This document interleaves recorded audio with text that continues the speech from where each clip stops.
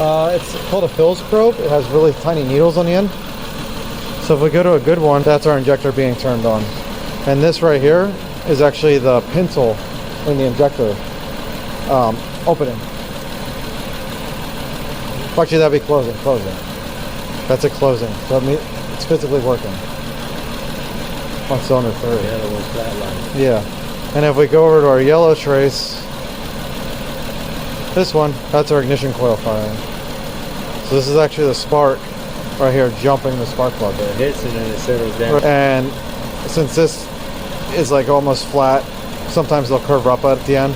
That means all the fuel's being used in the cylinder. So it needs an injector.